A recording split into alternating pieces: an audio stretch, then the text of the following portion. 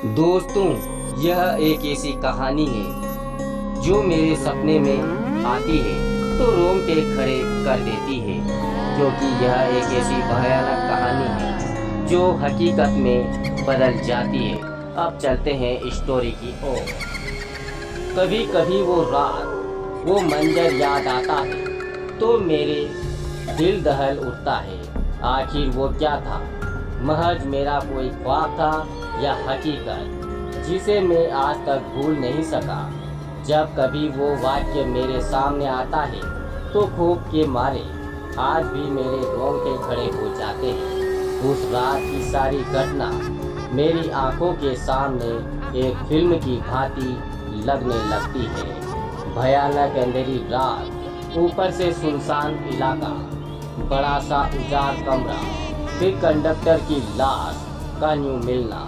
ना जाने उस रात क्या होने वाला था, लेकिन हम उस रात सच में बच गए। अगर वो ना होता तो शायद हम कभी भी उस कंडक्टर के साथ अपनी जान से हाथ धो बैठते। लगभग 20 साल पहले की बात है। मैंने अपने परिवार के साथ जयपुर घूमने का कार्यक्रम बनाया। बेटा बहुत दिनों से जिद कर रहा था कि पापा मुझे राजस्थान घूमने के लिए ले चलिए। सो मैं उसकी बात मानकर उसे जयपुर घुमाने को राजी हो गया। मैं और मेरी पत्नी रीमा और बेटा सय्यम घर से जयपुर के लिए रवाना हो गए। हमने 2 दिन में पूरा जयपुर घूम लिया, लेकिन मेरे पास अभी 2 दिन की छुट्टी और बची थी, तो मैंने सोचा क्यों ना अजमेर शरीफ भी हो आते हैं। क्योंकि हमारी यह प्लानिंग अचानक हुई थी तो हमें जल्दबाजी में बस का सहारा लेना पड़ा। उस बस में और भी यात्री थे, खासकर बुजुर्गों की संख्या ज़्यादा थी। हमारी जैसी केवल एक ही फैमिली थी। बस में यात्री भी कम ही थे, क्योंकि बस भी थोड़ी खजाड़ा थी, इसलिए शायद उसमें ज़्यादा यात्री नहीं बैठे होंगे। करीब रात के 8 बजे बस अपने गंतव्य की ओर रवाना हो चली। हम तीनों अपनी अपनी सीटों पर टैंक लगाकर बैठ गए। संयम तो सो गया, लेकिन मुझे और रीमा बीच बीच में हल्की हल्की झपकी सी आ जाती। एक तो वीरान अनजानी जगह, ऊपर से खजाना बस में मुझे लग रहा था ड्राइवर को भी शायद बहुत जल्दी थी गंतव्य तक पहुंचने की, इसलिए वो भी बस को तेज रफ्तार में भगाए चला जा रहा था। अंदर से डर भी लग रहा था कि कहीं वो बस को ठोक ना दे, क्योंकि अंधेरा घना था। साथ में सुनसान सड़क के किनारे, जिन पर ना कोई घर दिख रहा था और ना सड़क, इक्का दुक्का वाहन ही दिखाई दे रहे थे। कुछ बुजुर्गों ने ड्राइवर को टोका भी कि बस की रफ्तार जरा धीमी करो। उस समय तक तो उसने बस की धीमी रफ्तार चलाई, लेकिन फिर कुछ देर के बाद उसने फिर से बस की रफ्तार बढ़ा दी। एक बुजुर्ग ने फिर से उस ड्राइवर को टोका कि बस की रफ्तार कम करो, लेकिन मना करने के बावजूद फिर से ड्राइवर ने रफ्तार बढ़ा दी। तब ड्राइवर ने जवाब दिया कि अंकल जी, जो मैं कर रहा हूँ वो बिल्कुल ठीक कर रहा हूँ। मैंने सुना है कि यह इलाका अच्छा नहीं है, बहुत ज़्यादा खतरा है इस जगह, और हम इस इलाके को जितनी जल्दी पार करके आगे बढ़ जाएं, उतना अच्छा। ड्राइवर की बात सुनकर सबने कहा कि चलो ठीक है। बस तेज रफ्तार से आगे बढ़ रही थी कि तभी एक तेज आवाज़ के साथ बस का थोड़ा संतुलन गड़बड़ा गया। बस थोड़ी दूर बढ़ी और रुक गई। अब बस सपका गए कि अचानक ये क्या हुआ।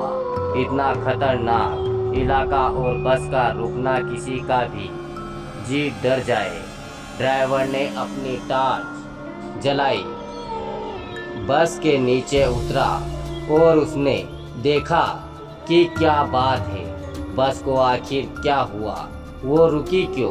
कुछ देर के बाद उसे पता चला कि बस के पीछे और के दोनों पहिए पंचर हो चुके हैं। बस में एक्स्ट्रा पहिए भी नहीं है जिससे उसकी मरम्मत हो सके।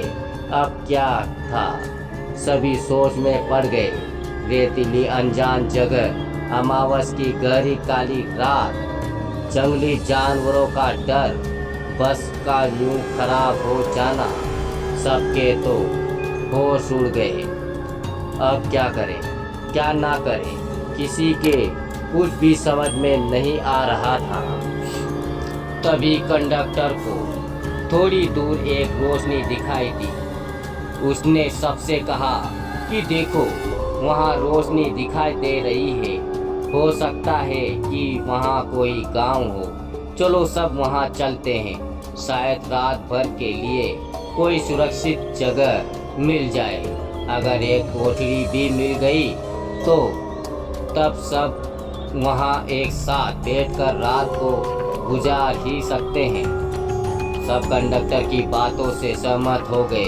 सब ने अपना अपना सामान उठाया और चल पड़े उस रोशनी की ओर। उसे ही वो बस उस रोशनी के नज़दीक पहुँचे तो हमें एक बड़ी सी कोठरी दिखाई दी, जिसे देखने से लग रहा था कि वो कोई बहुत पुरानी सराय है जहाँ भूले भटके मुसाफिर रुकते होंगे। सब कोठरी के दरवाजे के बाहर खड़े हो गए। ड्राइवर ने हिम्मत करके दरवाजे की साकर खटखटाई। एक बहुत ही बूढ़ी व्यक्ति ने दरवाज़ा खोला। उसके सिर पर एक बड़ी सी पगड़ी थी, गले में पुराने जमाने का कोई आभूषण था, कानों में भी कुंडल पहन रखे थे। कुर्ते की ऊपर उन्होंने एक सदरी पहन रखी थी, कमर में धोती, पैरों में पुराने जमाने की ऊंट के चमड़े की बनी मोजड़ी पहन रखी थी और साथ में एक बड़ा सा लठ ले रखा था। और उनका पहनावा बहुत ही अजीब लग रहा था। तभी कंडक्टर ने बड़ी हिम्मत करके कहा, ताऊसा, बस पंचर हो गई है। हम सबको रात गुजारने के लिए अगर आपकी कोठरी में थोड़ी जगह मिल जाती तो बड़ी मेहरबानी होती। उस कोठरी के मालिक बोले, डरने की कोई ज़रूरत नहीं है। यह सराय मैंने भूले भटके मुसाफिरों की मदद करने के लिए बनाई है। मैं चौधरी सुमेर सिंह और हमारी घरवाली धन्नो ही मुसाफिरों का ख्याल रखते हैं। आप सब लोग भीतर पधारो। जो हम दोनों से बन पड़ेगा तो आपकी मदद करेंगे। कंडक्टर बोला, बहुत बहुत धन्यवाद ताऊसा, बड़ी मेहरबानी जो इस अनजान जगह में आप हमारी मदद करने को राजी हो गए। चौधरी सुमेर सिंह बोले, इसमें धन्यवाद की कोई बात नहीं है, हमारा फर्ज है। मारे को बहुत खुशी हुई जो आप लोग मारे यहाँ पधारे। ये रहा पानी से भरा मटका, इस बड़ी सी डलिया में पुरिया रखी है और उस बड़ी सी बटलोही में आलू की तरकारी होगी। ये रहे पत्तल और आप सब अपना खाना परोस लीजिए।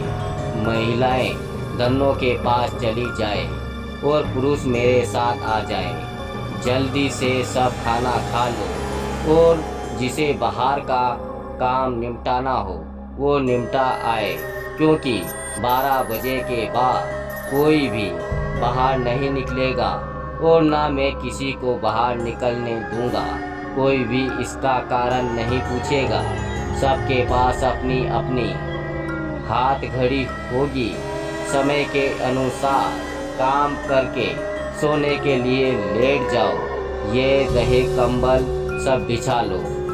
हम सब ने चौधरी सुमेर सिंह की बात हिदायत अनुसार मान ली। कंबल बिछाकर लेट गए। जिनके पास अपने अपने शॉल और चादर थे वे सब ओढ़ कर लेट गए। चूँकि मेरे पास ओढ़ने वाला बड़ा कंबल था इसलिए मैंने बेटे को अपने साथ सुला लिया। मेरी पत्नी औरतों के साथ अपना शॉल ओढ़कर लेट गई। चौधरी भी एक बार फिर सबको बाहर न जाने की हिदायत दी और सबको सोने के लिए कहा। लगभग 12 बजे के बाद ना जाने कंडक्टर को क्या सूझी, उसे बीड़ी पीने की तलब लगी और वो बाहर जाने लगा। चौधरी जी ने उसे बहुत रोका लेकिन वो नहीं रुका। कंडक्टर के बाहर जाने के बाद चौधरी जी ने जल्दी से कोठरी के किवाड़ बंद किए। साथ में पटरे की मदद से किवाड़ को मजबूती से बंद कर दिया कि कोई भी भीतर ना आ सके और सारे रोशनदान खिड़कियों को भी बंद कर दिया। कुछ देर के बाद बाहर से बहुत बुरी डरावनी आवाज़ें आने लगी। साथ में कंडक्टर की भी आवाज़ सुनाई दी। वो चिल्ला कर बचाओ बचाओ चिल्ला रहा था। कोठरी के कुछ लोग कंडक्टर की मदद से बाहर जाने लगे लेकिन चौधरी जी ने उन्हें सब ये कहकर रोक दिया, अगर सब बाहर गए तो सर्वनाश हो जाएगा। वो शैतान अगर भीतर आ गया तो हम में से कोई भी जिंदा नहीं बचेगा। सब अपनी जान के विषय में सोचकर पीछे हट गए। फिर चौधरी जी ने सबसे कहा कि सब अपनी अपनी जगह पर लेट जाए और उनकी बात मानना हम सबकी मजबूरी थी। हमने सबने वही किया जो चौधरी जी ने कहा था। एक आध घंटे बाद सबको नींद आ गई। हम सब सुबह जगे तो वहाँ का मंजर देखकर दंग रह गए। हम सब रेत पर लेटे थे और रात वहाँ से कोठरी गायब थी। केवल हम लोगों का सामान ही पड़ा था। वहाँ 2 समाधियाँ बनी थी जिन पर चौधरी सुमेर सिंह और धन्नो सिंह लिखा था। हम सब यह देखकर हैरान थे कि आखिर रात को जो हुआ था वो ख्वाब था या हकीकत। तभी वहाँ से एक चरवाहा अपनी भेड़ों के साथ निकला। उसको हम लोगों ने सारी बात बताई तो उसने बताया कि यहाँ बहुत समय पहले एक सराय हुआ करती थी जिसकी रखवाली चौधरी सुमेर सिंह और उनकी पत्नी धन्नो किया करते थे और उन दोनों के स्वर्गवास के बाद आज भी उनकी आत्माएं भटके हुए मुसाफिर की मदद करने आती है।